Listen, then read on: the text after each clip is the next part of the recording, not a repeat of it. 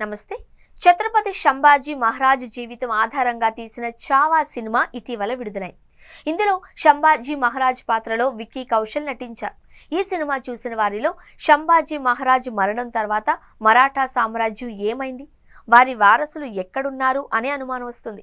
ఛత్రపతి శివాజీ మహారాజ్, ఛత్రపతి సంభాజీ మహారాజ్ మరణం తర్వాత రాణి తారాభాయి సాహెబ్, రాజారాం మహారాజ్, సతారా ఛత్రపతి షాహు చరిత్రలో కీలక పాత్ర పోషించారు.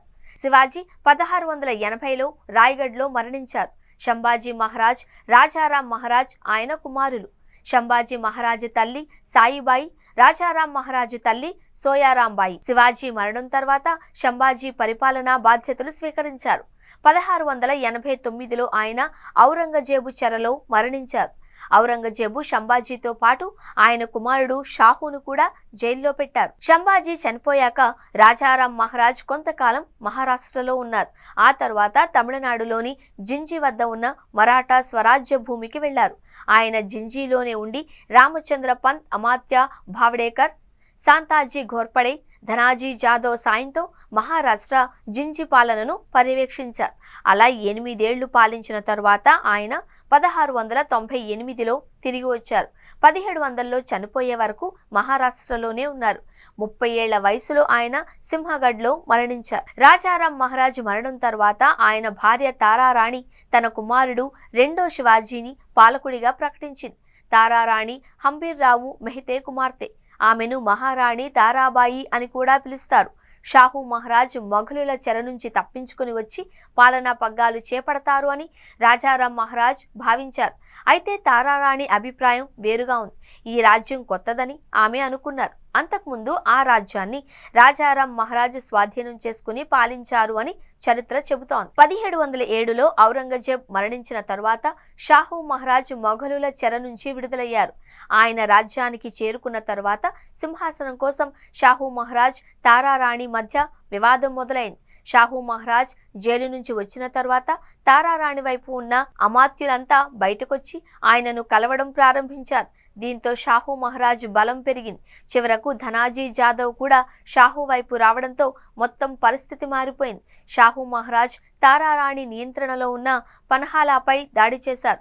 ఆ తర్వాత తారారాణి రంగనాకోటకు వెళ్లారు. 1708లో షాహు మహారాజ్ సతారాలో అధికారం చేపట్టారు.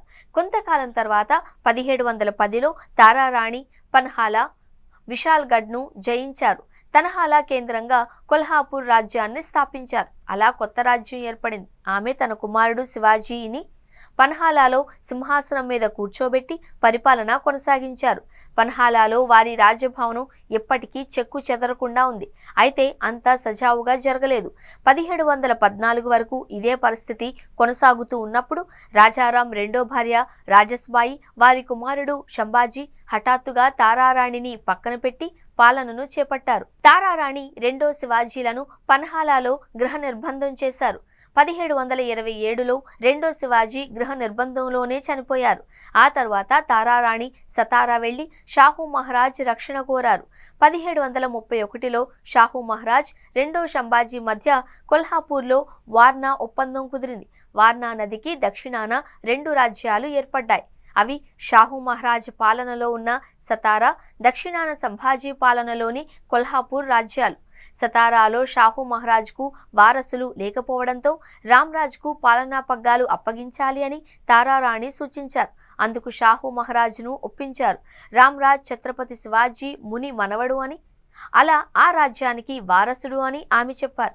షాహు మహారాజు మరణం తర్వాత రామ్రాజ్ సతారా వ్యవహారాలను పర్యవేక్షించడం మొదలుపెట్టారు. అయితే కొంతకాలం తర్వాత రామ్రాజ్ పిష్వాలా సలహాల మేరకు నడుచుకుంటున్నట్లు తేలింది. దీంతో 1750లో రామ్రాజ్ను జైల్లో పెట్టారు తారారాణి. అతను నిజమైన వారసుడు కాదు అని చెబుతూ ఆమె అధికారాన్ని తన చేతుల్లోకి తీసుకున్నారు. అయితే పిష్వాలు సైనిక బలాన్ని ఉపయోగించడంతో ఆమె అధికారాన్ని కోల్పోయారు. 1761లో తారారాణి సతారాలో మరణించారు.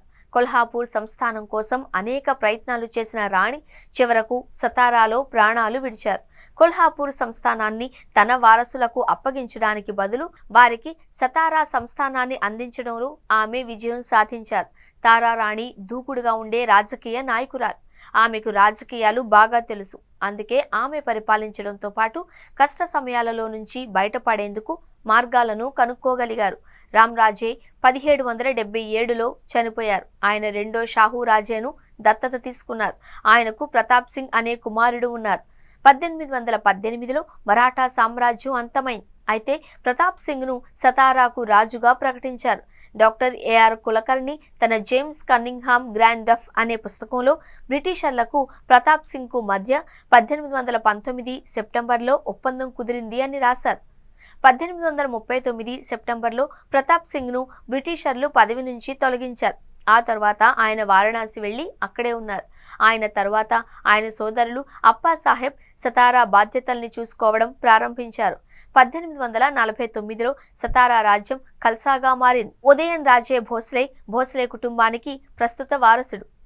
కొల్హాపూర్ వ్యవహారాలను రెండో సంభాజీ రాజే పర్యవేక్షించేవారు. ఆయనకు పిల్లలు లేకపోవడంతో రెండో శివాజీని దత్తత తీసుకున్నారు. రెండో శివాజీ 1767 నుంచి 1813 వరకు కొల్హాపూర్ సంస్థానాన్ని పరిపాలించారు. ఆ తరువాత ఇద్దరు సోదరులు సంభాజీ, షాహాజీ 1838 వరకు కొల్హాపూర్ను పాలించారు. ఆ తర్వాత షాహాజీ కుమారుడు మూడో శివాజీ 1866 వరకు కొల్హాపూర్ను తన ఏలుబడిలో ఉంచుకున్నారు. ఆయన రాజారాంను దత్తత తీసుకున్నారు. రాజారాం మహారాజ్ 1870లో ఇటలీలో చనిపోయారు.